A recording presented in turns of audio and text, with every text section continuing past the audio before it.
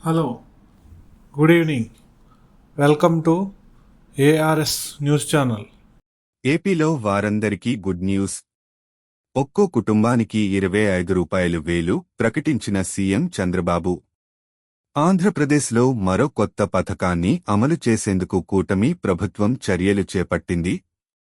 అధికారంలోకి వచ్చిన తర్వాత రకరకాల పథకాలను తీసుకువస్తున్న చంద్రబాబు సర్కార్ తాజాగా ఇంకో పథకం గురించి ప్రకటన చేసింది. త్వరలోనే ఏపీలో చేనేత కుటుంబాలకు ఆదుకునేందుకు నేతన్న భరోసా పథకాన్ని తీసుకురానున్నట్లు తాజాగా సీఎం చంద్రబాబు ప్రకటించారు. ఈ పథకం కింద ఒక్కో చేనేత కుటుంబానికి ఏటా రూ. 25,000 ఆర్థిక సాయం అందించనుంది.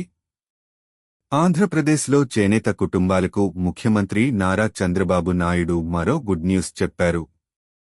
11వ జాతీయ చేనేత దినోత్సవం నేపథ్యంలో గుంటూరు జిల్లా మంగళగిరిలో ఏర్పాటు చేసిన కార్యక్రమంలో పాల్గొన్న సీఎం చంద్రబాబు నేతన్న భరోసా పథకంపై ప్రకటన చేశారు. నేతన్న భరోసా పథకం కింద రాష్ట్రంలోని అర్హులైన చేనేత కుటుంబాలకు ఏడాదికి రూ. 25,000 ఇవ్వనున్నట్లు వెల్లడించారు. ఆర్థిక సాయంతో పాటు చేనేత కుటుంబాలను ఆదుకునేందుకు మరిన్ని రాయితీలు, ఉచితాలు కూడా ఈ సభ నుంచే వెల్లడించారు. రాష్ట్రానికి కీలకంగా ఉన్న చేనేత రంగాన్ని ఆదుకునేందుకు ఏపీ సర్కార్ చర్యలు తీసుకుంటోందని చంద్రబాబు స్పష్టం చేశారు. చేనేత కుటుంబాలకు ఉచిత విద్యుత్ అందించనున్నట్లు సీఎం వెల్లడించారు. చేనేత కుటుంబాలకు 200 యూనిట్ల ఉచిత విద్యుత్తో పాటు మరమగ్గాలకు నెలకు 500 యూనిట్లను ఉచితంగా ఇస్తామని హామీ ఇచ్చారు.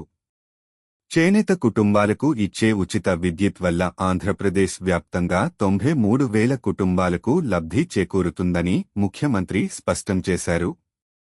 చేనేత కార్మికులకు 50 ఏళ్లకే పింఛన్ అందించనున్నట్లు చంద్రబాబు వెల్లడించారు.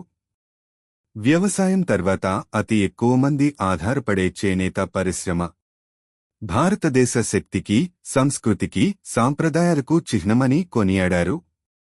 మన చేనేత పరిశ్రమ నైపుణ్యం, సృజనాత్మకత కలగలిసి ఉంటుందని తెలిపారు. ఆంధ్రప్రదేశ్ ఆర్థికంగా కష్టాల్లో ఉన్నప్పటికీ తనకు మొదట గుర్తుకు వచ్చేది చేనేత కార్మికులేనని చంద్రబాబు తెలిపారు. నేతన్నలు నేసే దుస్తులపై 5% జీఎస్టీని రాష్ట్ర ప్రభుత్వమే భరిస్తుందని ఈ సందర్భంగా సీఎం హామీ ఇచ్చారు. అంతేకాకుండా నేతన్నలకు ఇచ్చిన 110 కోట్ల రూపాయలు రుణాలను మాఫీ చేసినట్లు వెల్లడించారు.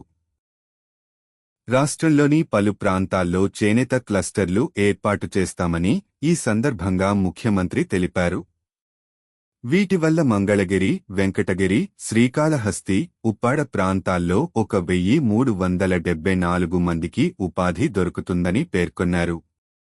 చేనేత ఆదరణ 3 కింద ఇంకొన్ని కొత్త పథకాలను అమల్లోకి తీసుకురానున్నట్లు సీఎం చంద్రబాబు ప్రకటించారు. వ్యాపారం కోసం భారత్కు వచ్చిన బ్రిటిష్ వారు మన దేశంలోని చేనేతలపై ప్రభావం చూపారని తెలిపారు.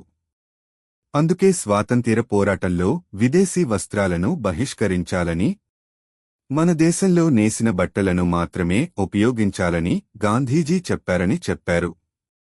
తెలుగుదేశం పార్టీతో చేనేతలకు అవినాభావ సంబంధం ఉందన్న చంద్రబాబు వారికి మొట్టమొదట ఉపాధి కల్పించింది ఎన్టీఆర్ అని గుర్తు చేశారు.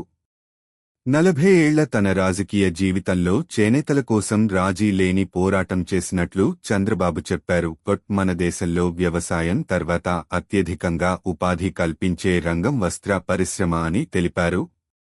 ఆంధ్రప్రదేశ్లో ఉన్న 55,500 మంది చేనేత కార్మికులకు ఒక్కొక్కరికి 2 లక్షల రూపాయలు చొప్పున మొత్తం 27 కోట్ల రూపాయలు రుణాలు ఇచ్చినట్లు చంద్రబాబు వెల్లడించారు.